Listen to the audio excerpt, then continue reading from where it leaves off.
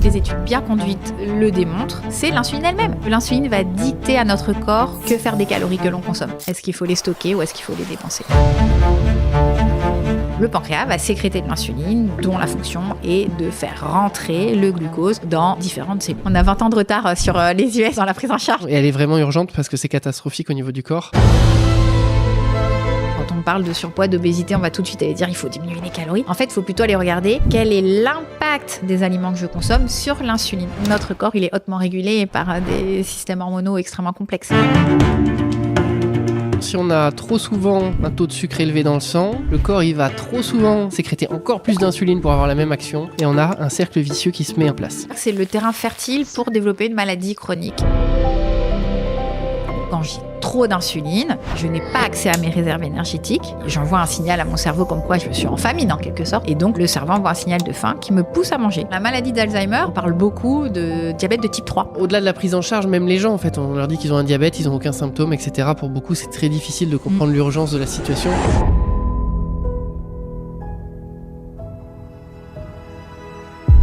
80% d'entre vous ne sont pas encore abonnés à notre chaîne. Avez-vous peur de l'engagement ? Avez-vous une autre chaîne préférée de santé que la nôtre ?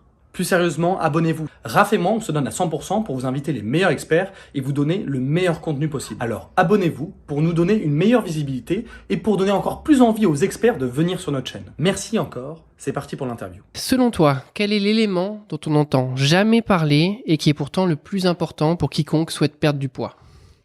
Alors, heureusement, on en entend de plus en plus parler, mais pas assez encore. C'est le problème d'insulinorésistance. Pourquoi est-ce que c'est si mauvais ? Parce que l'insuline... On n'entend jamais parler pour la perte de poids. Enfin, il y a plein de gens qui sont en surpoids et ils se disent jamais, je suis sûr, j'ai un problème d'insulinorésistance. Non, ils sont plutôt à aller compter leurs calories, c'est vrai. Donc, pourquoi ? Parce que l'insuline va dicter à notre corps que faire des calories que l'on consomme. Est-ce qu'il faut les stocker ou est-ce qu'il faut les dépenser ? Ok.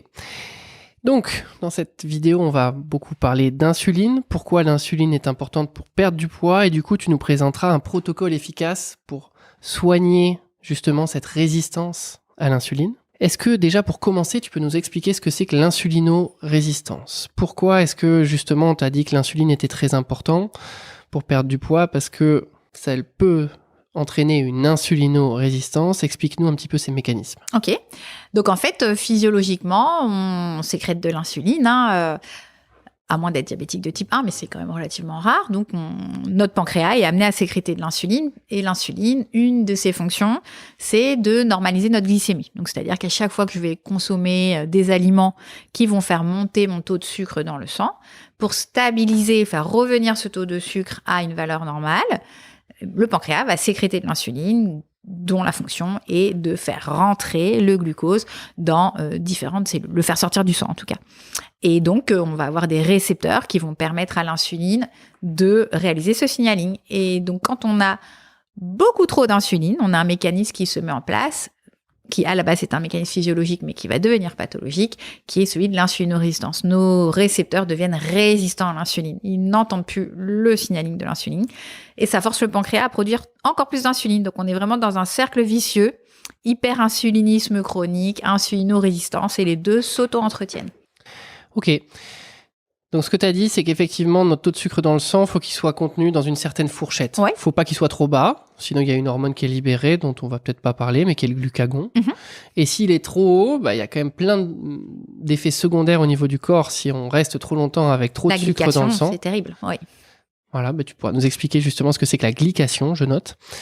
Et donc, comme le corps veut pas qu'il y ait trop de sucre dans le sang, il va libérer une autre hormone qui est ce coup-ci l'insuline. Et cette insuline, elle va entraîner le stockage du glucose dans différentes parties de l'organisme. Dans différents compartiments.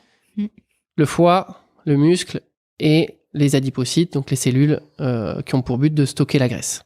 Du coup, sous différentes formes. C'est-à-dire que dans le foie et dans le muscle, on va stocker le glucose sous forme de glycogène, hépatique et musculaire. Et ensuite, lorsque ces réserves seront saturées, et ce relativement rapidement, on va transformer le glucose sous l'action de l'insuline en acétyl-CoA et ça donnera des acides gras qui seront stockés sous forme de triglycérides. Et du coup, le problème, c'est qu'au bout d'un moment, si on a trop souvent un taux de sucre élevé dans le sang, le corps, il va trop souvent sécréter de l'insuline. Et du coup, ce que toi, t'appelles le signaling, en fait, l'action de l'insuline au niveau de ces différentes zone de stockage ne va plus bien se faire. Le message va arriver, mais l'organe va plus stocker la graisse. Et donc, il faudra sécréter encore plus d'insuline pour avoir la même action. Et on a un cercle vicieux qui se met en place. Tu m'as dit que c'était quelque chose qui pouvait être physiologique et qui devenait pathologique. Oui, tout à fait. Il y a des situations, notamment la grossesse. Pendant la grossesse, il faut savoir que l'insuline, c'est une hormone anabolisante. Donc, quand on a besoin de grandir, de faire croître des cellules, c'est important d'avoir de l'insuline. Et donc, la femme enceinte va développer ce qu'on appelle une insulinorésistance physiologique qui sert le développement du fœtus.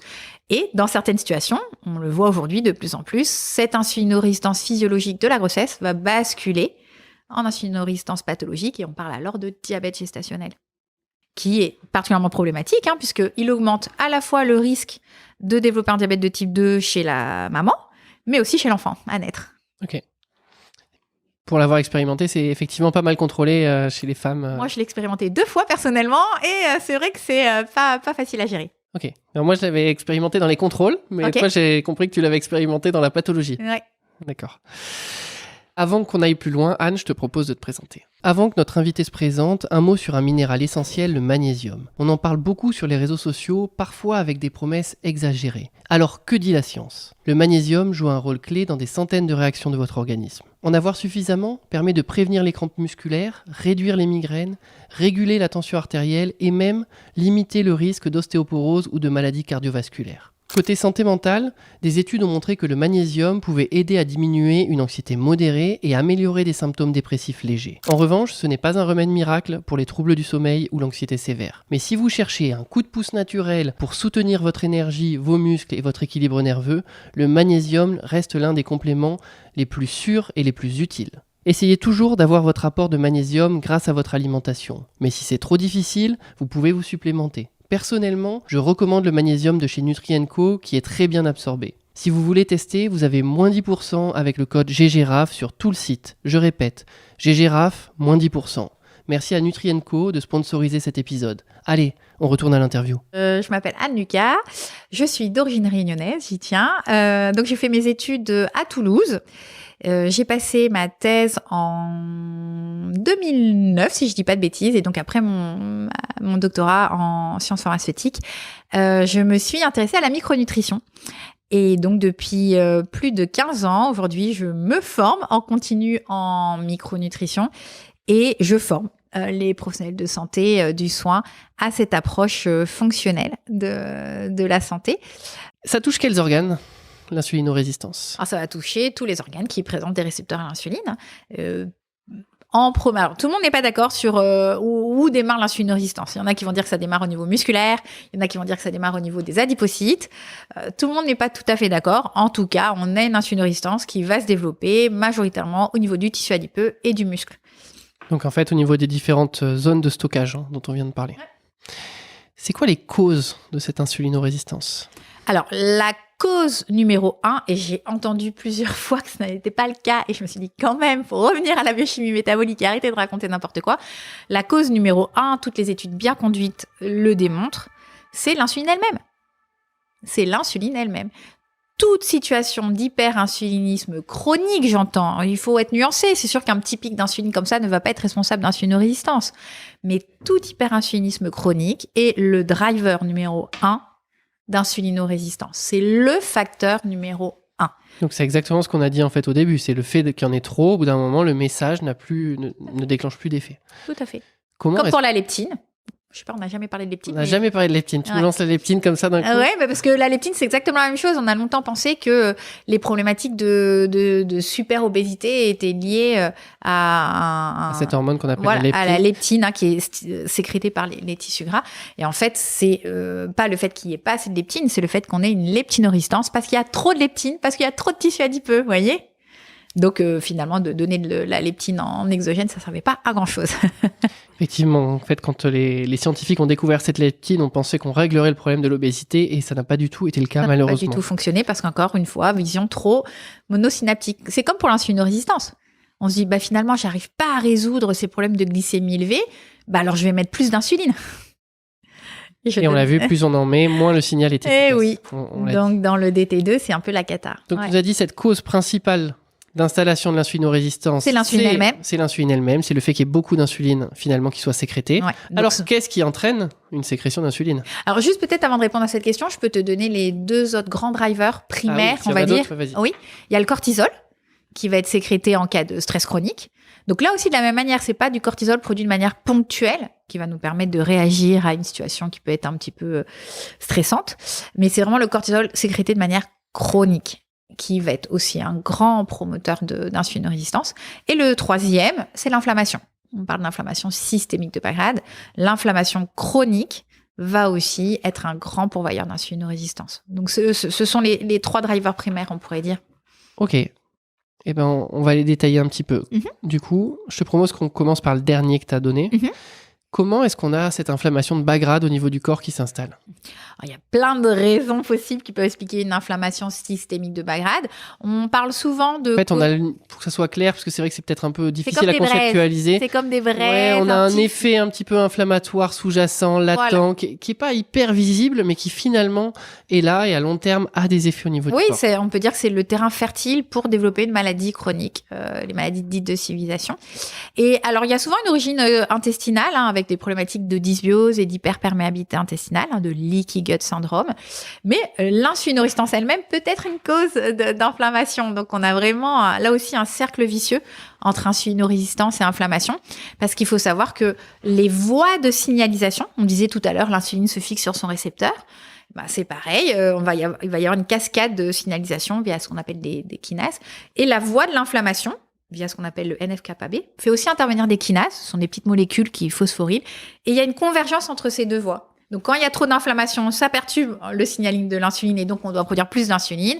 Et quand il y a trop d'insuline, ça perturbe l'inflammation et ça signale l'inflammation.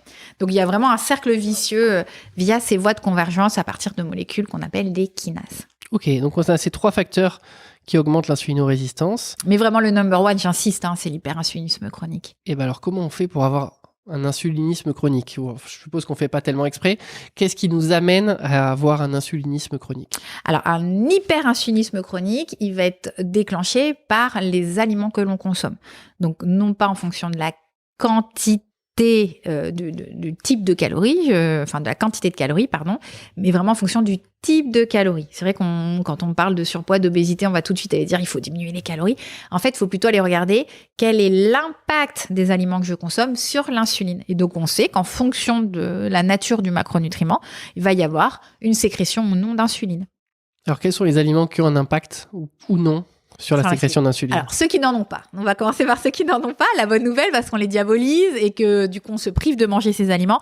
Combien de patientes j'ai entendu me dire « Mais moi, je mange pas d'oléagineux, je mange pas de noix, je mets pas d'huile sur mes crudités, je mange pas de fromage, l'avocat, mais non, c'est trop gras, le jaune d'œuf. » Mais en fait, on va pouvoir réhabiliter tous ces aliments parce que tous les lipides naturels, j'entends, non transformés, ne font pas sécréter d'insuline. Ok. Donc ça, c'est une bonne nouvelle. Est-ce qu'il n'y a pas quand même une différence entre manger du fromage et manger des amandes au niveau des graisses que ça apporte? Alors, c'est pas du tout les mêmes graisses, mais en soi, toutes ces graisses peuvent être intéressantes. Dans les amandes, on va plutôt avoir des acides gras polyinsaturés, oméga 6, oméga 3. Dans les fromages, on va plutôt avoir des acides gras saturés, des acides gras à courte chaîne, mais qui sont aussi intéressants, à condition qu'il n'y ait pas de glucides à côté. C'est toujours pareil. C'est la proportion de glucides que je vais venir amener avec les lipides. Si en même temps que les lipides, j'apporte des glucides, là, c'est une bombe métabolique. Si j'apporte des lipides sans glucides, on peut vraiment essayer d'avoir, moi j'appelle ça un équilibre dans les acides gras que je vais consommer. Donc pour que ça soit clair pour tout le monde, là on vient parler des lipides, les graisses qu'on va donc avoir dans les huiles, les oléagineux, les amandes, les noix de cajou, etc. Fromage. Dans le fromage, Les dans les viandes avocats, grasses. dans les sardines, tous les poissons gras. Les poissons gras, les viandes grasses, les œufs. Ce sont vraiment des aliments qu'on a diabolisés. Pourquoi ? Tout simplement parce que si on est parti du fait que les problématiques de surpoids étaient en lien avec un excès de calories, forcément, je vais enlever tous les aliments qui contiennent beaucoup de calories. Les lipides, c'est 9 kilocalories contre 4 pour glucides protéines. Forcément, on a trouvé le coupable, les lipides.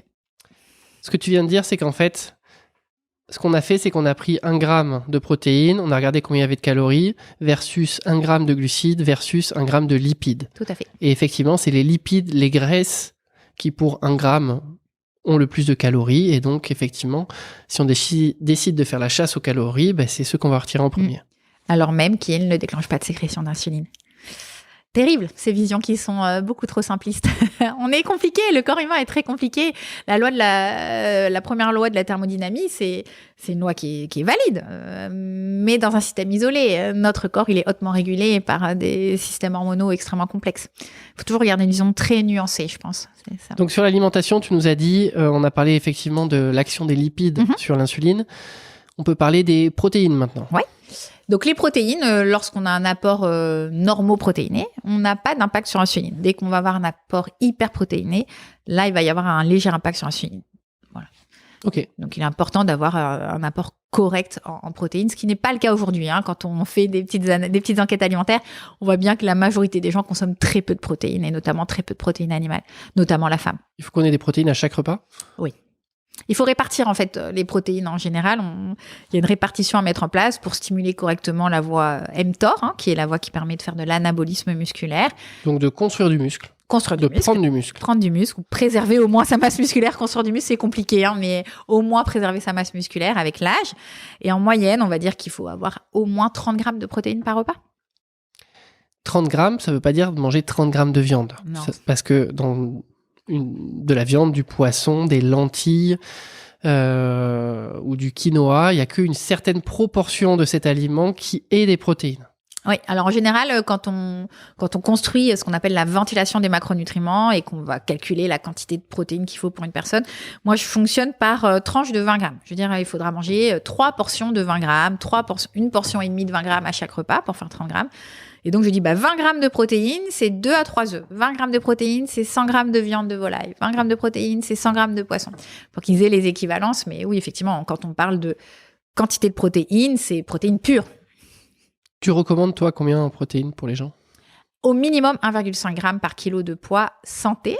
Donc, il faut d'abord déterminer le poids santé. Et puis après, on met le facteur. Qu'est-ce qui fait qu'on va dire plutôt 1,5 ? Qu'est-ce qui fait qu'on va dire plutôt 2,2 ? Il y a une notion d'activité physique. Si tu fais beaucoup d'activité physique, on va augmenter l'apport en protéines pour aller vers les 2,2. Il y a la notion de satiété. Quelqu'un qui va vraiment avoir des difficultés à contrôler ses apports alimentaires naturellement, j'entends pas avec un contrôle mental, à bien percevoir ses signaux de satiété, c'est vrai qu'on va avoir tendance à aller vers le 2,2 au début pour qu'il ressente cette satiété et que du coup le contrôle alimentaire se fasse de manière physiologique. Enfin, 2,2, il ouvre une boucherie. Je veux dire, non mais... C'est vrai que ça fait beaucoup, ouais. C'est plusieurs choses. Déjà, tu as dit, on prend le poids santé. Donc peut-être... On va simplifier ça, l'objectif un petit peu de la personne, ce qu'elle veut obtenir comme Alors, poids. moi, je dirais pas l'objectif de la personne parce que en général, vous avez des objectifs démesurés, mesdames, messieurs. Donc, c'est vraiment aux professionnels du soin de déterminer quel est ce qu'on appelle le poids d'équilibre, le set point de la personne, qui tient compte notamment de l'environnement familial. On va souvent demander dans votre famille, vos oncles, vos tantes, vos parents, ils sont plutôt très fins, plutôt ronds. Le nombre de régimes qu'on a fait, plus on a fait de régimes, plus le set point, il augmente. Donc, on va vraiment faire ce que j'appelle un petit peu un historique pondéral. Et ce qui va nous permettre d'avoir une idée de ce set point qui n'est pas fixe, qui varie sur une échelle, on va dire, de 3 à 8 kilos à peu près. Ça s'appelle la set line point. Donc, voilà, je pense que c'est vraiment aux professionnels du soin de déterminer le poids d'équilibre et pas aux patients, parce que vraiment les objectifs sont parfois complètement inatteignables. Donc il prend ce poids-là, il le multiplie par 1,5 ou 2,2. Jusqu'à 2,2. Les Américains, les médecins fonctionnels américains aujourd'hui parlent, pour la majorité, ils sont sur du 2 grammes par kilo de poids sain. Et du coup, on obtient la quantité de protéines qu'on doit manger par jour. Voilà, qu'on va répartir sur les différents repas. C'est énorme, c'est pas mal déjà. Ouais. Ok. Est-ce que ça, c'est pas négatif et est-ce que ça peut pas être dangereux, par exemple, pour le rein de manger autant de protéines ? Ouais, ça, c'est une vraie croyance, que les protéines abîment le rein. Il y a pas mal d'études qui sont sorties qui ont montré justement qu'en optimisant l'apport en protéines, on avait une meilleure fonction rénale. Donc là, ça fait partie des croyances qu'il faut déconstruire, comme le cholestérol, comme beaucoup de croyances qu'on a aujourd'hui sur l'alimentation. C'est un enjeu central d'optimiser les apports en protéines. Et notamment des protéines de bonne qualité avec un bon index chimique, donc protéines animales. Et le dernier, alimentaire, le dernier La dernière catégorie, dernier macro, les glucides. aliment, C'est la catégorie qui va avoir le plus gros impact sur l'insuline. Et d'ailleurs, on n'en a pas parlé parce qu'on a fait une autre vidéo, mais on n'a pas eu l'occasion de parler de l'indice insulinique, qui est une notion qui est super intéressante parce qu'on sait aujourd'hui qu'on a des glucides, certains glucides qui vont avoir un index glycémique ou une charge glycémique relativement faible, donc qui ne vont pas élever la glycémie, D'accord. mais qui ont un index insulinique énorme. Ok. C'est dingue. Et c'est pour ça que je disais que c'était vraiment important de se décentrer du glucose, de la glycémie et de venir intégrer dans l'équation de la prise en charge des troubles métaboliques l'insuline. Parce que c'est l'insuline et l'hyperinsulinisme chronique et l'insulinorésistance qui sont vraiment le driver des maladies cardio-métaboliques et d'ailleurs maladies dégénératives, neurodégénératives notamment. Donc, je peux te donner un exemple. Dans les protéines, le lait de vache, il n'a pas un indice glycémique, une charge glycémique particulièrement élevée. Par contre, l'indice insulinique, il est hyper élevé. Donc, ce que ça veut dire, c'est tu que reprends ça, s'il te plaît. il faut toujours avoir une vision, je dis multifacette de l'aliment et ne pas regarder l'aliment que par un prisme, mais vraiment venir intégrer toutes les données. Donc oui, l'indice glycémique, la charge glycémique, c'est encore mieux, la quantité de glucides, c'est bien, mais aujourd'hui, on n'a pas encore vraiment de table, on manque un petit peu de données sur la notion d'index insulinique, alors qu'on a des tables de valeurs pour les index et les charges glycémiques.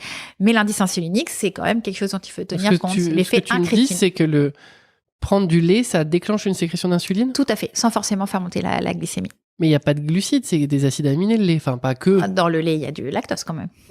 Et donc, ce lactose, il a une activité et forte. les acides aminés, la leucine, en fait, va activer la sécrétion d'insuline. C'est pour ça, d'ailleurs, qu'on a tendance à donner des acides aminés branchés, valine, leucine, isoleucine, aux sportifs, avant et après. C'est pour stimuler l'anabolisme et la récupération musculaire. Ok.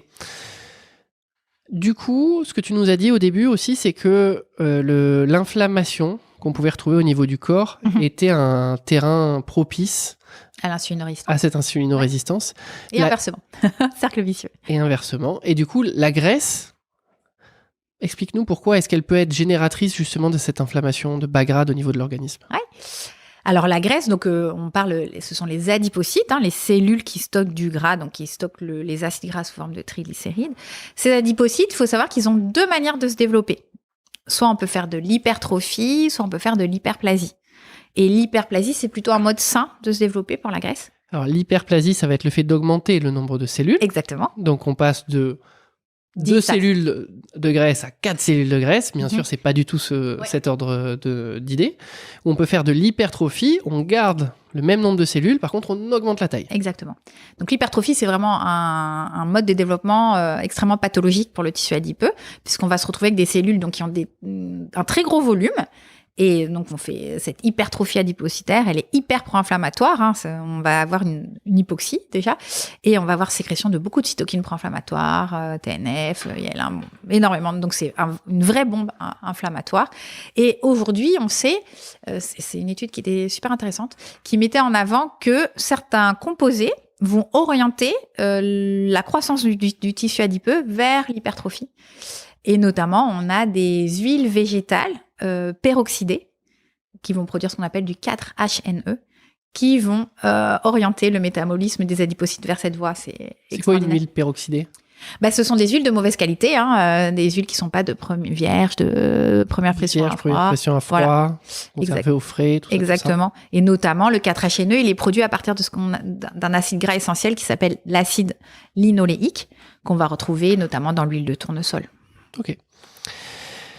Est-ce que par rapport à toute cette insulinorésistance, le fait de jouer sur les calories, tu en as parlé un petit peu, mais je te propose qu'on rouvre ce sujet-là, ça a un lien et ça permettrait de soigner cette insulinorésistance, donc en mangeant moins en fait? Alors je pense qu'il faut prendre le problème dans l'autre sens. Il faut essayer de comprendre pourquoi je mange trop. Et en gros, si je mange trop, qu'est-ce qui peut expliquer que je mange trop? Et notamment, ce qui explique que je mange trop, la cause number one, c'est l'insulinorésistance. Puisque quand j'ai trop d'insuline, je n'ai pas accès à mes réserves énergétiques. Et donc, j'envoie un signal à mon cerveau comme quoi je suis en famine, en quelque sorte. Et donc, le cerveau envoie un signal de faim qui me pousse à manger. Donc, la cause du déséquilibre énergétique, number one, c'est l'insulinorésistance. Donc, c'est pas en diminuant les calories que je vais régler mon problème d'insulinorésistance, mais c'est en mangeant des aliments qui me font pas sécréter d'insuline. Ok, mais on en parlera plus tard alors, de ces fameux aliments. En préparant cette vidéo, tu m'as également dit que l'insulinorésistance avait un lien avec la maladie d'Alzheimer. Ah oui. Est-ce que tu peux m'expliquer pourquoi ça m'intéresse ? Oui, alors la maladie d'Alzheimer, alors c'est pas un nom qui est reconnu aujourd'hui scientifiquement, mais on parle beaucoup de diabète de type 3 quand on parle de maladie d'Alzheimer. Parce qu'en fait, on s'est rendu compte qu'au niveau moléculaire, les mécanismes physiopathologiques étaient très similaires à ceux qu'on retrouve dans le diabète de type 2. Et donc, on a cette notion d'insulinorésistance. Nos neurones deviennent insulinorésistants. Donc, on a une perturbation du métabolisme énergétique des neurones qui n'arrivent pas à utiliser correctement le glucose du fait de cette insulinorésistance. Et de là, avec cet excès d'insuline chronique, on va avoir une perturbation notamment du fonctionnement des mitochondries, qui sont nos petites usines qui nous permettent de produire l'ATP, notre molécule d'échange énergétique, voilà. Donc, on se retrouve avec les mêmes problématiques d'insulinorésistance, de dysfonction mitochondriale. Si ma mitochondrie fonctionne mal, il y a de l'inflammation, il y a du stress oxydant. Donc, on est vraiment dans les mêmes mécanismes physiopathologiques que dans le DT2. Donc, ce que tu es en train de me dire, c'est que quelqu'un qui serait, on va faire un peu un cliché, mais en surpoids avec du diabète et donc... Il a plus de risques de développer une maladie neurodégénérative. Oui, voilà, tout à fait. tu as fini. Il a plus de chances d'avoir une maladie d'Alzheimer. Oui, tout à fait. Et d'ailleurs, aujourd'hui, il y a pas mal de protocoles de réversion, ou en tout cas de diminution de l'évolution des maladies neurodégénératives, qui utilisent les mêmes recommandations que pour prendre en charge les troubles métaboliques. C'est intéressant malgré tout parce que il y a quand même très peu de gens, malheureusement, qui arrivent à saisir l'importance d'avoir un diabète. On a 20 ans de retard sur les US, je pense, dans la prise en charge des... Oui, mais au-delà de la prise en charge, même les gens, en fait, on leur dit qu'ils ont un diabète, ils n'ont aucun symptôme, etc. Pour beaucoup, c'est très difficile de comprendre l'urgence de la situation. Et elle est vraiment urgente parce que c'est catastrophique au niveau du corps. Exactement. Il y a cette notion de stress glyquant dont on voulait aborder tout à l'heure. Ouais. Ok, mais je voulais citer Del Bredesen parce que c'est lui un petit peu qui a mis en place tous les protocoles pour prendre en charge la maladie d'Alzheimer. Et quand on regarde les protocoles, on est sur... Je crois que ça s'appelle RECODE. Il faudra vérifier, mais je crois que le protocole s'appelle RECODE. Ok. Mais je pense que dire à quelqu'un qui a du diabète que ça peut être un facteur de risque de faire une maladie d'Alzheimer, je pense que là, il y aura une prise de conscience. Ouais, et de faire un AVC, de faire un infarct. Voilà, les maladies cardiovasculaires sont intimement liées aux maladies métaboliques. Bon, cette glycation, alors, c'est quoi cette glycation ? Et la glycation, alors, plusieurs noms. On parle de stress carbonyle, de stress glyquant, de glycation. Et dans l'alimentation, c'est la réaction de Maillard. Donc, c'est la caramélisation. Le barbecue, là. Voilà, la crème brûlée, le poulet rôti. Et ben, il se passe la même chose dans notre corps. Quand on a trop de glucose tout le temps dans le sang, ce glucose va aller glyquer des protéines. Et le moyen aujourd'hui, le meilleur reflet de cette glycation, qui est extrêmement problématique, puisqu'elle va transformer la configuration des protéines, et ces protéines n'auront plus leur fonctionnalité. Parce qu'en fait, ce qui est très important sur une protéine, c'est sa forme. Ouais. La structure tridimensionnelle. Parce que, voilà, effectivement, la forme qu'elle a en 3D, c'est ce qui va lui permettre de s'emboîter sur son récepteur. C'est comme une clé sur une serrure. Et le problème, c'est qu'effectivement, avec ce phénomène de glycation, de stress carbonyle, ça va modifier la forme de cette protéine. Et donc, après cette protéine, la clé ne pourra plus rentrer dans la serrure. Et donc, elle ne pourra plus avoir son action. Exactement. Et d'ailleurs, c'est un peu c'est à partir de ces problématiques de glycation des protéines qu'on va voir toutes les conséquences micro et macro du diabétique de type 2, que ce soit au niveau des reins, de la rétine. C'est à cause de cette glycation et toutes les problématiques cardiovasculaires. Et donc, le moyen de mettre en avant la glycation, alors la glycation, elle existe, forcément, on a tout le temps du sucre dans le sang, sinon, voilà, on a au moins 70. On va dire. Il y en a qui descendent plus bas. Les personnes en cétose, qui sont en cétose nutritionnelle toute l'année, peuvent avoir des glycémies entre 50 et 70. Ça peut paraître très bas, mais c'est les taux qu'on retrouve. Donc, même avec une glycémie à 90, on va dire, chez un sujet un peu plus lambda, on glyque. OK ? Mais on glyque pas à des taux pathologiques. Donc, c'est pour ça qu'on va doser une molécule. Est-ce que tu sais laquelle on dose ? Ça, c'est dosé en routine. Non. Ah, ça, normalement, c'est dosé en routine. C'est l'hémoglobine glyquée. Oui. L'HbA1c. HbA1c. OK ? Donc, on peut pas avoir une hémoglobine glyquée à 0, c'est impossible. Mais si on veut faire de l'optimisation santé, de la prévention santé, il faut essayer de l'avoir la plus basse possible, l'hémoglobine glyquée. C'est un très bon reflet de ce phénomène de stress carbonyle. Et en fait, donc l'hémoglobine glyquée, c'est effectivement quelque chose qu'on dose surtout chez les diabétiques Oui, ou des gens malheureusement. avec des facteurs de risque, etc. Mais dans ce contexte-là. Ouais. Et en fait, effectivement, on va avoir comme résultat un pourcentage. Et ce Ouais. pourcentage, il va renseigner sur le nombre d'hémoglobines, donc de molécules qui s'occupent normalement pour transporter l'oxygène dans le corps, qui ont été en rapport avec du glucose, qui ont été confrontées à du glucose. Et on obtient un pourcentage. Donc, il faut qu'il soit le plus bas possible. Alors, je n'ai pas la norme de tête, moins de 5%. Alors, moins de 5%, ça serait génial. Ouais. Ça serait vraiment génial. Aujourd'hui, les valeurs de référence, les cut-off, on est à 5,7 pour mettre en avant un prédiabète et à 6,4 pour un diabète de type 2. Et donc, aujourd'hui, il y a une théorie avec laquelle je suis pas d'accord, mais bon, la théorie aujourd'hui qui est mise en avant, c'est que l'objectif pour l'hémoglobine glyquée, c'est 5 plus la dizaine. Donc, imagine, tu as 40 ans, il faut pas que ton hémoglobine glyquée dépasse 5,4. Tu as 60 ans, il faut pas que ça dépasse 5,6. Bon, je suis pas du tout d'accord avec ça. Moi, je pars du principe que l'hémoglobine glyquée, peu importe l'âge, même si possible. la plus basse possible, même si effectivement avec l'âge on glyque plus, c'est évident, mais on est là pour faire de la prévention santé, de l'optimisation santé, donc le plus bas possible. Donc on peut réussir à avoir des hémoglobines glyquées en dessous de 5, c'est possible.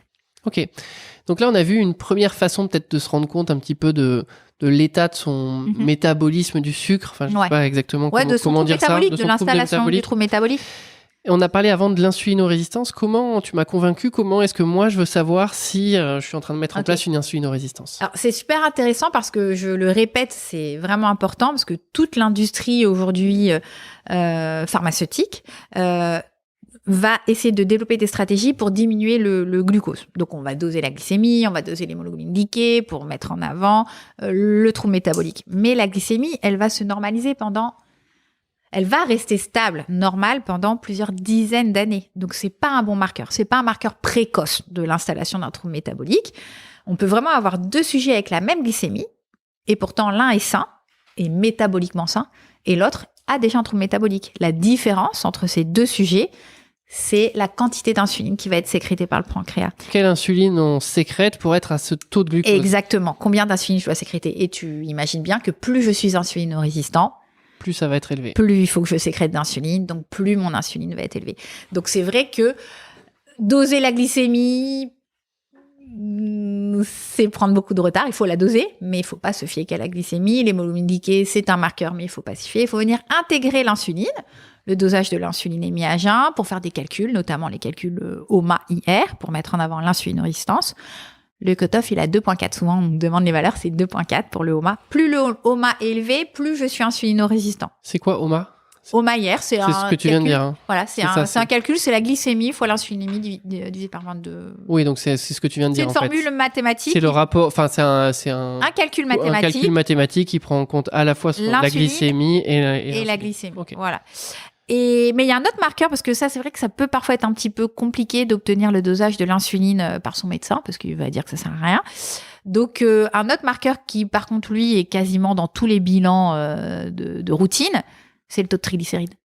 En fait, le taux de triglycérides, c'est un excellent reflet de l'insuline et de la santé métabolique. Plus le taux de triglycérides est élevé, le cutoff est à 1,5 g par litre, plus il y a un trouble métabolique sous-jacent. Ouais. Pourquoi est-ce que c'est un très bon reflet, justement, de... Eh ben, tout simplement parce que l'insuline, on avait dit que c'était l'hormone qui permettait de... Enfin, je sais plus si c'était là ou tout à l'heure. Mais en tout cas, c'est l'hormone qui permet de contrôler la glycémie, donc hypoglycémiante, mais c'est avant tout l'hormone du stockage. Donc, l'insuline va activer la lipogenèse, c'est-à-dire fabrication, stockage du gras. Donc, les acides gras sont stockés dans nos petites cellules, dans nos adipocytes, sous forme de triglycérides. Les triglycérides, c'est une molécule de glycérol sur lesquelles on vient fixer 3 acides gras. 3 acides gras. Voilà. Donc, plus j'ai d'insuline, plus j'ai de trigly. Pour régler le problème, on voit apparaître de plus en plus des médicaments, les analogues du GLP-1, comme par exemple l'Ozempic. Ouais. Est-ce que finalement, c'est la solution à tous les problèmes? On prend ça et ça annule cette résistance à l'insuline. Et aussi, ça permet de perdre du poids. Ok. Donc, les analogues GLP-1, déjà, il faut revenir à qu'est-ce que c'est que le GLP-1. Donc, on parle d'incrétines. Donc, ce sont des hormones qu'on sécrète nous-mêmes, à la base. Le GLP-1, le GIP, on sécrète ces hormones au niveau intestinal et elles vont permettre notamment d'améliorer la sensibilité à l'insuline. Donc, l'idée était de partir de ce constat et de développer des molécules qu'on appelle les analogues GLP-1, le semaglutide notamment, l'Ozempic, Wegovy en fonction des indications, mais de les donner à très forte dose pour permettre d'obtenir une meilleure santé métabolique.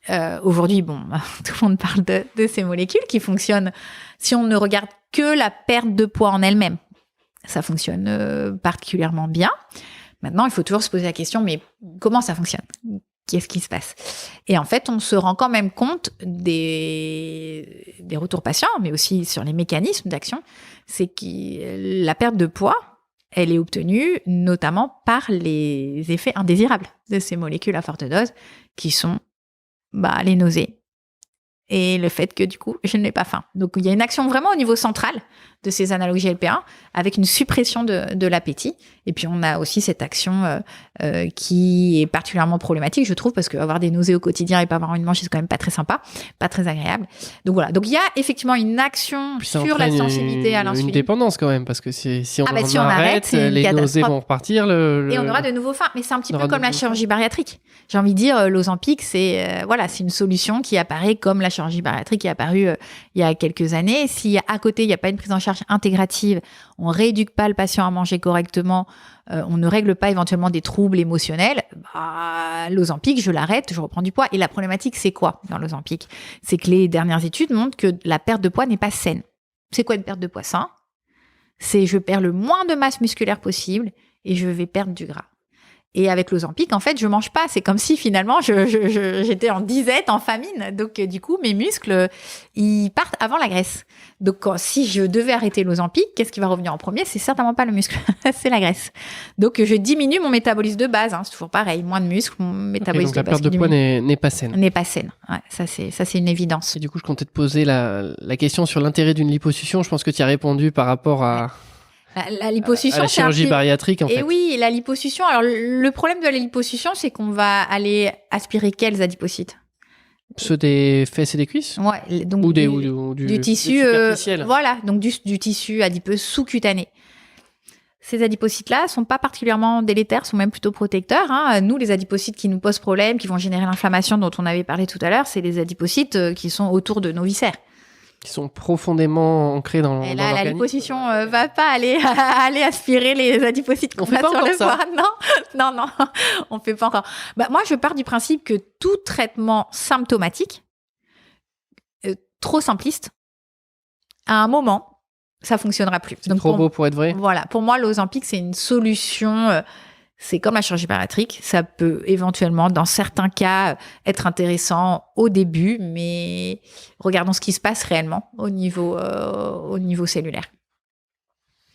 C'est trop beau pour être vrai. Ok, on a compris. Tu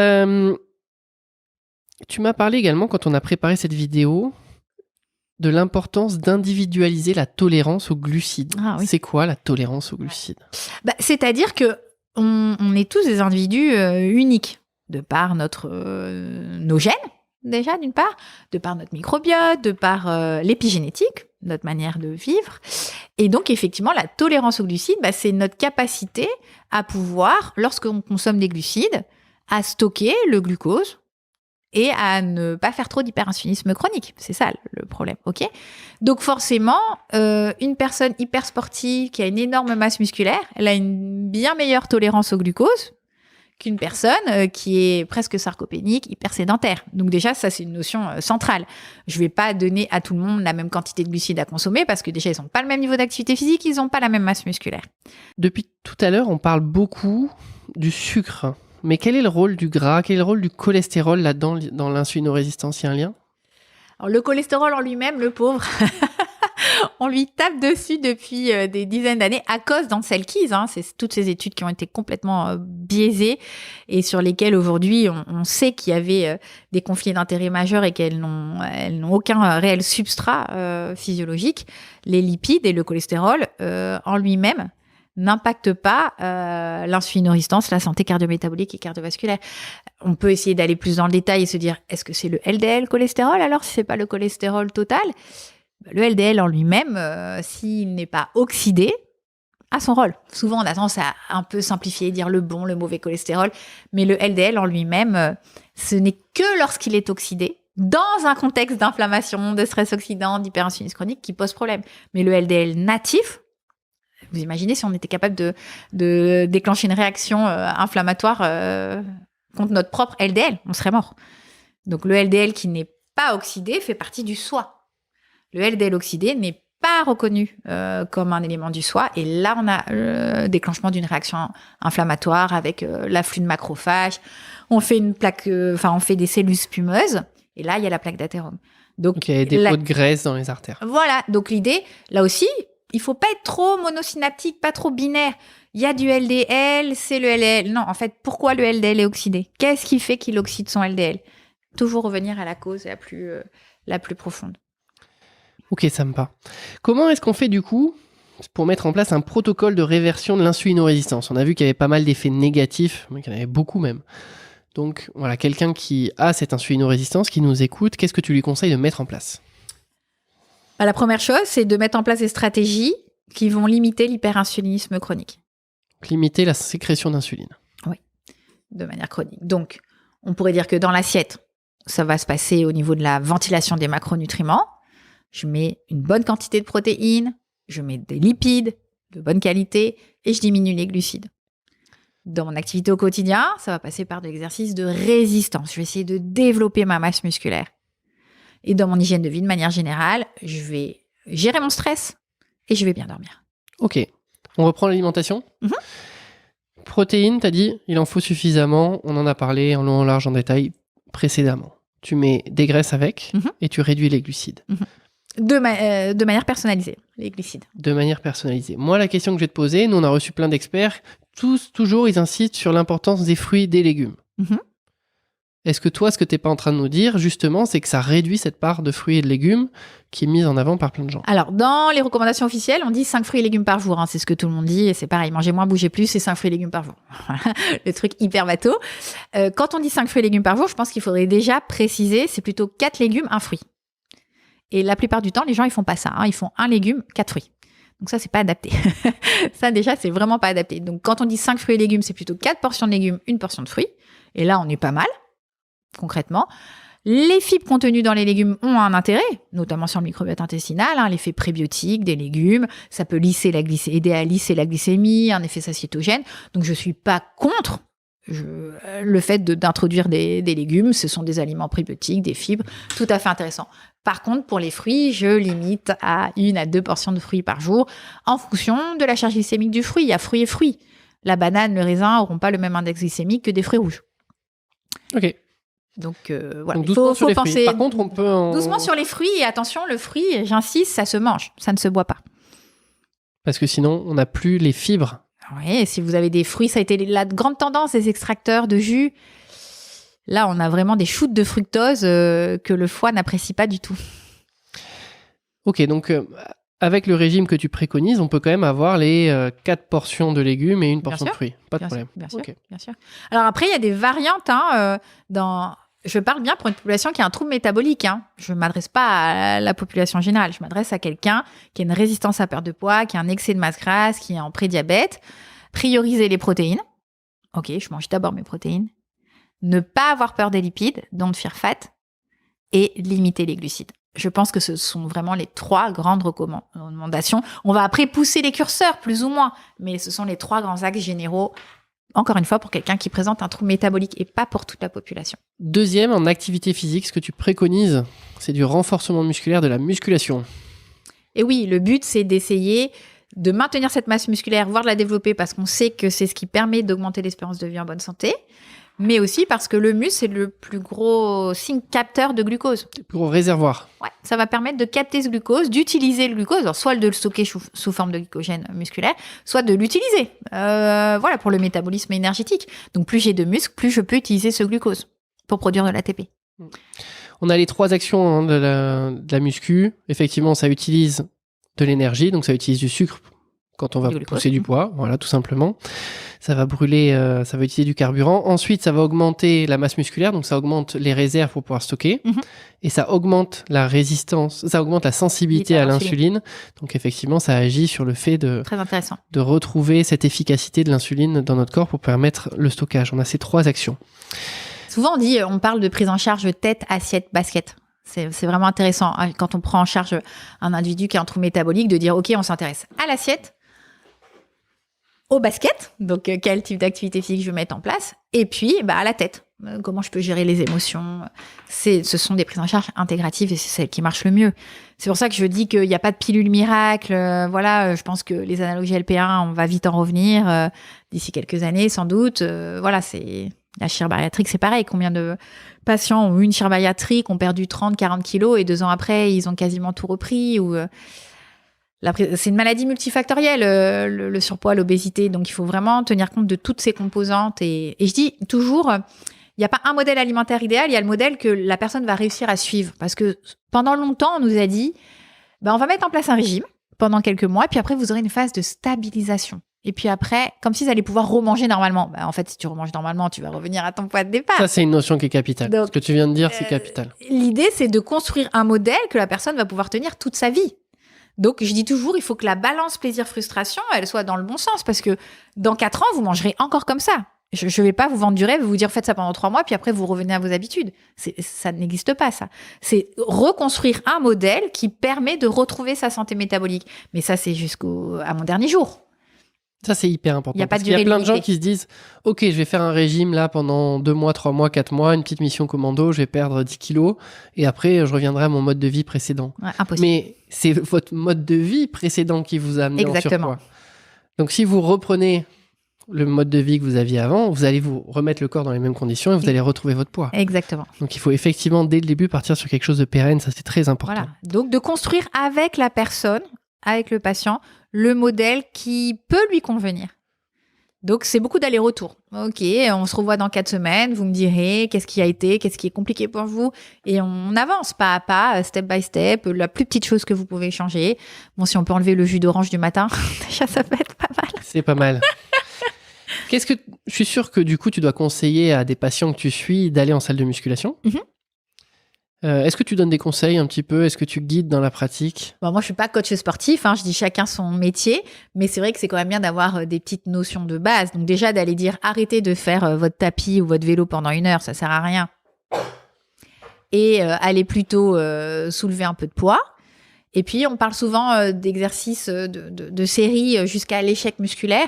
Donc, c'est de trouver le poids qui me permette de faire, en général, on dit 8 à 12 reps pour les gros muscles. Et je peux pas en faire une de plus. Si je suis capable d'en faire 15, c'est que la prochaine fois, je rajoute du poids. Ok, allez, tu as abordé deux choses intéressantes sur lesquelles je vais rebondir. Donc, tu as parlé, c'est vrai que souvent, sur les personnes qui vont en salle de musculation, donc là, on va en salle de muscu dans le but de faire du muscle. Très clair. Pas de faire du cardio. Et c'est vrai que souvent, ces personnes-là, elles commencent par faire un petit peu de tapis pendant X minutes pour s'échauffer.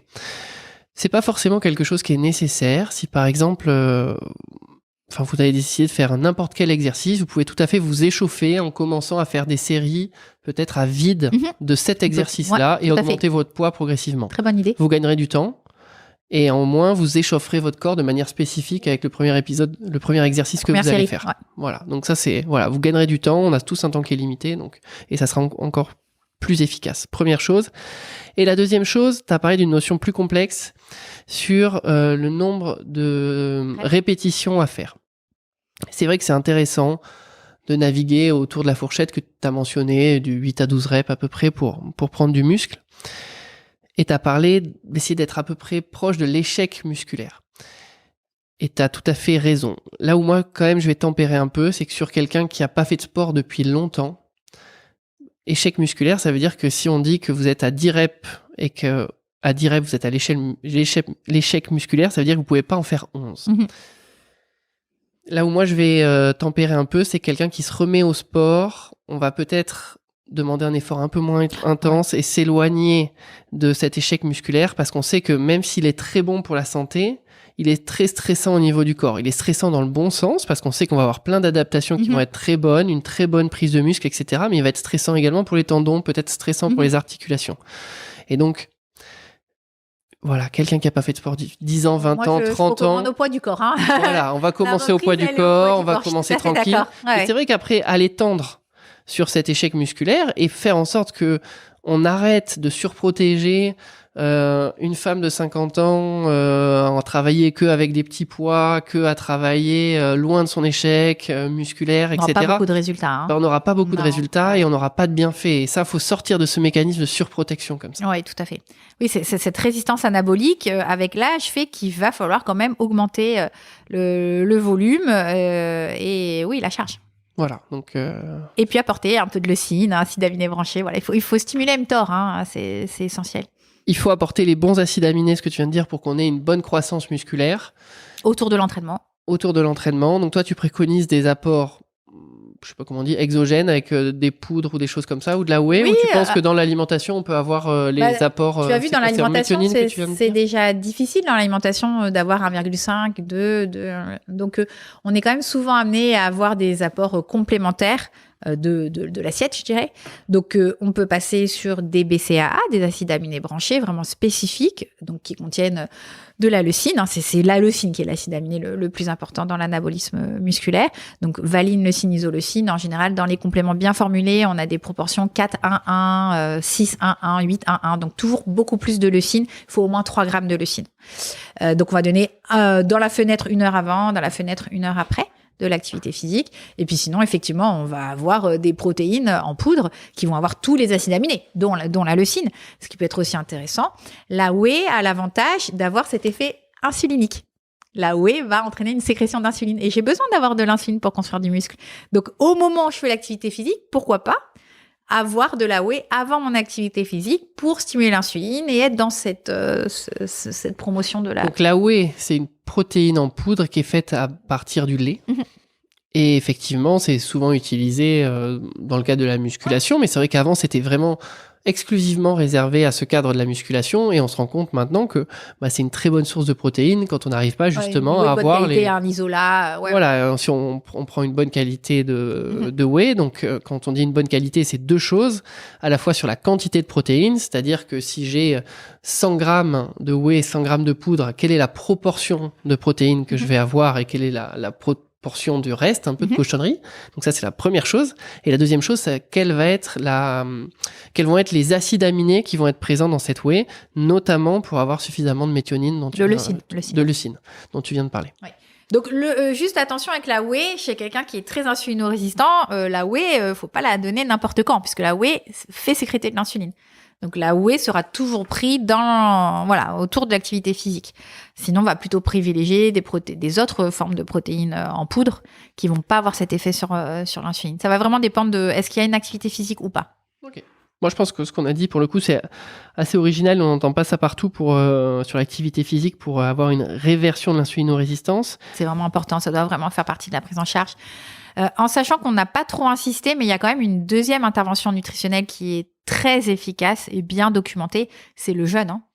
Au-delà d'aller contrôler, modifier la répartition des macronutriments en faisant un high fat low carb, c'est d'aller proposer ce qu'on appelle une alimentation en temps restreint, donc d'avoir des périodes de jeûne où il n'y a aucun aliment. Là aussi, c'est un très puissant... Ok, tu peux nous en dire plus? C'est quoi les fenêtres que tu préconises? Alors, la fenêtre de base, c'est la fenêtre qu'on appelle 16-8, donc 16 heures de jeûne et 8 heures de prise alimentaire. Ok, dans les 8 heures de prise alimentaire, en général, il y a 2 repas. Et ça, c'est la fenêtre de base. Et puis après, on va pouvoir augmenter la fenêtre, faire du 18-6, du 20-4, faire ce qu'on appelle du OMAD, One Meal a Day. Donc, chez les patients très insulino-résistants, le OMAD fonctionne très bien. L'enjeu, après, c'est de réussir à mettre les protéines, la quantité de protéines qu'il faut sur un seul repas. C'est délicat. Et j'insisterai sur un élément qui est vraiment important concernant, donc on parle souvent d'intermittent fasting, mais le nom... Jeûne intermittent. Voilà, le vrai nom, c'est plutôt le time restricted eating, donc l'alimentation en temps restreint. Et il y a des études qui ont mis en avant que c'était délétère. Il faut aller regarder un peu le design des études. C'est des études qui ont utilisé ces fenêtres de restriction alimentaire, mais qui les ont décalées beaucoup trop tard. C'est-à-dire que quand tu dis à quelqu'un de jeûner, en général, il enlève quel repas? Le petit déjeuner. Eh oui. Et c'est la grosse erreur. Donc, en fait, aujourd'hui, je pense qu'il faudrait systématiquement, j'aime pas le terme imposé, mais proposer une fenêtre de jeûne qu'on appelle précoce.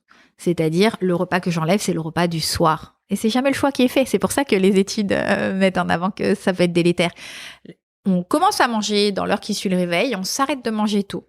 Là, on a d'excellents résultats sur l'insulinorésistance. Pourquoi ce jeûne, il est bon pour l'insulinorésistance? Parce que ça va mettre le pancréas au repos.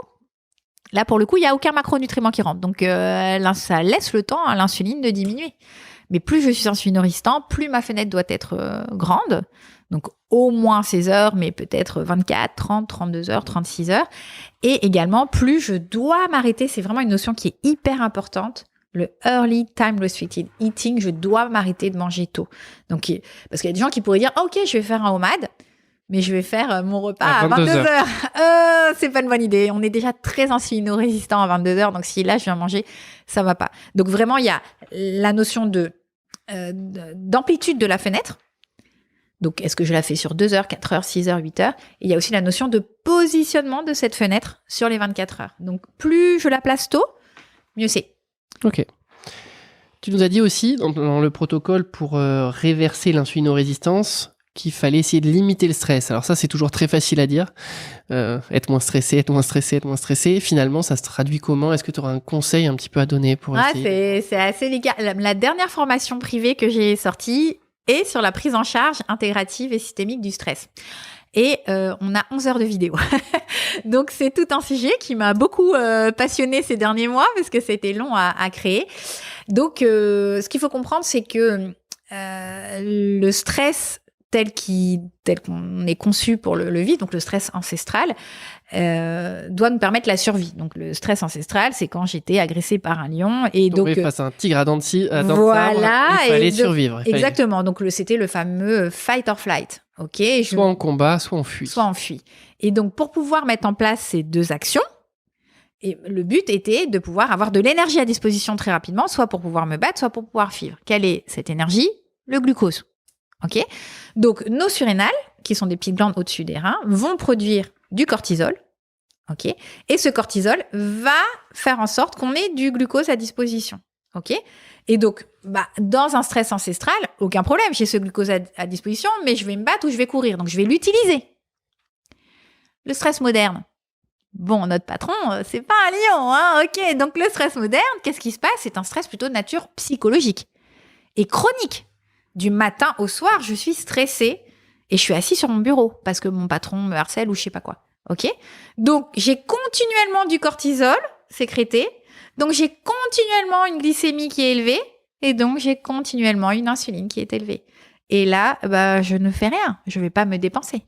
Ouais, le problème, c'est que c'est ça. L'ours, le tigre qu'on rencontrait une fois par semaine, il a été, et donc qui a entraîné les conséquences que tu viens de parler qu'une fois par semaine, il a été remplacé par nos notifications, nos mails, les appels en numéro inconnu, les messages et qu'on stresse avant de consulter. Et en fait, on se retrouve avec d'un phénomène qui est exceptionnel à quelque chose qui est chronique et sur lequel on est tout le temps exposé. En fait, la nature, on n'est pas du tout adapté génétiquement à cette nouvelle nature de stress parce que la physiologie n'a pas changé. Ce sont les mêmes mécanismes qui se mettent en place, mais la nature du stress est vraiment différente aujourd'hui. Donc maintenant, il faut trouver des solutions pour limiter ce stress. Alors là, il y a plein d'outils différents, mais déjà pour limiter la sécrétion de cortisol par les surrénales. Ça, c'est une notion qui est importante. Et là, il y a plein d'outils différents. Ça reste des traitements symptomatiques. Après, je pense que le plus important, c'est d'essayer de trouver des outils que je peux appliquer dans mon quotidien pour être plus résistant au stress. La méditation de pleine conscience, la cohérence cardiaque. L'idée, c'est de rééquilibrer le système nerveux sympathique et parasympathique, et c'est de renforcer le nerf vague. Qu'est-ce que je peux faire? Quels sont les outils que je peux utiliser pour renforcer mon système nerveux parasympathique, pour renforcer le nerf vague? Tous les exercices autour de la respiration. Moi, j'aime bien la cohérence cardiaque parce qu'au moins, c'est simple, c'est facile. C'est très facile à mettre en place. C'est carré. 5 minutes 3 fois par jour, c'est facile. C'est beaucoup plus simple que la méditation. Tu peux nous donner un protocole? Le protocole officiel, c'est facile, c'est 5 minutes 3 fois par jour, en général au réveil, vers midi et le soir. Moi, j'aime bien faire avant les repas s'il y a des repas dans ces créneaux-là. Et donc, on va caler sa respiration, son inspire et son expire sur des temps 5 temps inspire, 5 secondes temps, pour inspirer, 5 secondes pour souffler. Voilà. On inspire par le nez, on souffle par la bouche. Exactement. Et 5 minutes, c'est très facile à faire. On peut faire ça avec des applications gratuites. Il y a Respirelax. Sur YouTube, vous avez des vidéos, vous suivez par exemple le mouvement de la petite bille C'est qui facile. monte et qui descend. C'est très ludique, facile à mettre en place et ça stimule le système nerveux parasympathique. Et vraiment, ça permet de diminuer les taux de cortisol. Donc, c'est intéressant. Tu nous as parlé aussi de réguler son sommeil, essayer de dormir plus. Est-ce que tu as un conseil pareil à nous partager? Peut-être faire ça, faire un peu de cohérence cardiaque avant d'aller dormir. Je suis sûr que C'est une ça bonne peut aider. idée. Alors moi, il y a d'autres outils que j'aime bien, mais tout le monde n'est pas forcément très perméable à ces outils. C'est l'hypnose et l'auto-hypnose qui peuvent fonctionner sur le sommeil. Après, il y a tout l'environnement autour du sommeil. La grande problématique aujourd'hui de nos sociétés modernes, c'est la pollution lumineuse. Ce sont les écrans, la lumière bleue. Et déjà, de travailler sur cette hygiène lumineuse, on peut vraiment avoir de bons résultats. Donc, limiter les écrans, Pas passer d'écran 20 dans la heures. chambre. Voilà, pas d'écran dans la chambre, surtout pas les tablettes, les téléphones, c'est ce qu'il y a de pire. La télé, c'est quand même à une certaine distance en général, donc il y a moins d'impact sur la synthèse de mélatonine. Mais vraiment, les écrans où on est vraiment très Pas d'écran proche, dans la chambre, on essaie que c'est problématique. Et puis après, il y a tout ce qui va être la température de la chambre, qu'elle soit plutôt fraîche. plutôt bien fraîche, oui. Voilà, une bonne literie. Ne pas avoir mangé trop tard aussi, ça c'est une erreur qu'on fait beaucoup. Il faut au moins qu'il y ait 3 heures entre le dernier repas et l'heure du coucher. Ça, c'est pour ça que le early time restricted eating, il est intéressant. Les gens, en général, nous disent « C'est dingue, je dors beaucoup mieux depuis que j'ai supprimé le dernier repas. » Ok. En mangeant vers 18h, par exemple, au lieu de manger vers 21h. Donc, c'est un outil qui est intéressant. Et puis après, si on se place du côté de la micronutrition, c'est de se demander pourquoi il y a un trouble du sommeil. On en revient comme au surpoids. Quelle est la cause la plus profonde? Il peut en avoir plusieurs. Pourquoi est-ce que j'ai un trouble du sommeil? Quelle est l'hormone qui permet le sommeil, le neuromédiateur? La mélatonine. Ouais. Qu'est-ce qui peut expliquer que j'ai un défaut de mélatonine? Et là, il y a plein d'explications possibles. C'est ça qui est génial avec notre discipline. On ne s'ennuie jamais. J'ai un défaut de sérotonine? Peut-être. Donc, du coup, je ne transforme pas ma sérotonine en mélatonine. Je ne sais pas méthyler ma sérotonine pour donner de la mélatonine. Il y a plein d'explications possibles. J'ai trop de cortisol? Trop de cortisol, pas de mélatonine.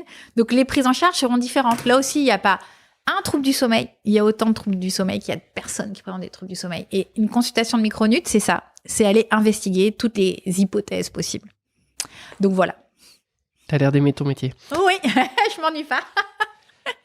Je te propose qu'on finisse du coup avec 2 vidéos, avec deux questions qu'on pose à tous nos invités. Donc là, on a quand même donné un bon protocole que les gens peuvent suivre chez eux si jamais ils ont une insulino-résistance. Et donc les 2 questions avec lesquelles on va terminer. Selon toi, quel est le conseil le plus souvent sous-estimé pour améliorer sa santé? Alors, on va parler de santé métabolique, peut-être, pour un. C'est l'activité physique de résistance. La muscu. Ouais. Tout le monde devrait faire de la muscu. Hein. Ouais. Faut être très clair. D'ailleurs, même les gens qui ont, longtemps en bonne santé. même les gens qui n'ont pas un syndrome Ouais, métabolique. pour vivre Faut longtemps en tous bonne y santé. passer. On les voit, des gens très minces qui finissent sarcopéniques et qui développent de nombreux troubles, Ouais, toute qui petite se cuisse, là, fracturent. toute petite Ouais. fesse. Ouais. Ouais. Faire de la muscu. Faut faire de la muscu parce qu'effectivement, en vieillissant, on perd du muscle. Hein, donc, il faut s'opposer à ça. Et le muscle, c'est le capital santé. C'est ce qui permet de bien vieillir, de rester indépendant chez soi. Qu'est-ce que tu aimerais vraiment, toi, mettre en place pour améliorer ta santé, mais que tu n'arrives pas à mettre en place? Alors, je dirais que c'est être consistante dans ce que je mets en place. Voilà. Parce que faire de la muscu, c'est bien, mais c'est la régularité. Être capable de mettre en place de vraies routines. Je pense que c'est quelque chose qui me manque, mais bon, comme tout le monde, à mon avis, on a des rythmes de vie qui sont Comme un tout peu... le monde. Voilà, mais je pense que c'est ça, c'est la régularité. Faut accepter, faut à la fois accepter qu'il y ait certains moments où on peut pas faire ce qu'on veut, Exactement. et à la fois quand même essayer d'être suffisamment consistant dans le Ouais, temps. Donc, ouais. faut cet équilibre qui est pas facile. Muscu 3 fois par semaine, c'est très bien. Ouais, je pense que 3 fois par semaine, c'est 3 bien. fois par semaine, on peut Ou avoir 2 de bons fois en effets. full body. Voilà, si on n'y va que 2 fois, mais il faut faire du full body. Du coup, ça fait des séances plus longues. Et il y a cette problématique du temps. Alors, full body. Full body, ça veut dire qu'on travaille l'intégralité de son corps Haut et bas à du chaque corps. séance. Haut et Voilà. bas du corps. Voilà. En général, chez la femme, on fait plutôt du split. Chez la femme, on a plutôt tendance à dire on fait des séances haut du corps et des séances bas du corps. Mais si on n'a pas beaucoup de temps, si on n'a que 2 séances par Voilà. semaine, un corps... Faut rester très calme et faut faire ce qu'on peut. Et moi, on peut partager des études. Il n'y a pas forcément une prédominance par Oui. rapport à l'autre pour C'est prendre juste du en muscle. fonction du Donc, c'est en temps qu'on fonction a. du temps, en fonction des Voilà. préférences. Est-ce que vous préférez tout travailler ou travailler seulement certaines parties de votre corps? Mais voilà, là-dessus, il n'y a pas de... Faut En faire tout ce cas, que vous avez envie. Toutes les études aujourd'hui qui parlent de l'impact de l'activité physique sur la santé métabolique mettent bien en avant que lorsqu'on n'a pas beaucoup de temps, il faut vraiment se tourner vers la muscu et le HIIT. que le cardio va avoir un intérêt, certes, mais sur des durées beaucoup plus, le cardio à basse intensité, sur des durées beaucoup plus longues. Donc, qui a 1h30 par jour? Voilà, c'est toujours ça. C'est une histoire de... L'idéal, il serait de faire les deux. Il serait de faire à la fois du cardio et à la fois de la muscu. Hein. Ouais. Très Il faut clairement. du temps. Il faut du temps. Et après, tu viens de parler d'un peu de HIIT. Donc, voilà, le HIIT, ça consiste à faire des exercices sur une période de temps assez courte, mais à très haute intensité. Donc, vous faites quelque chose qui vous fatigue beaucoup et vous finissez rincé. Effectivement, au niveau métabolique, ça a des avantages. Oui, ça permet de renouveler le pool de mitochondries notamment. Donc ça, c'est super intéressant. Et au niveau pratique, c'est quand même difficile à mettre en place sur des patients avec un syndrome métabolique obésité, sédentaire dès depuis qu'il y a 5 de ans, l'impact, 55 ans, 60 ans. Mais c'est surtout des gens qui tolèrent mal souvent des efforts intenses, etc. Ouais. Au niveau ressenti et au niveau confort. Merci beaucoup, Anne. Merci à toi. À très vite. À très vite.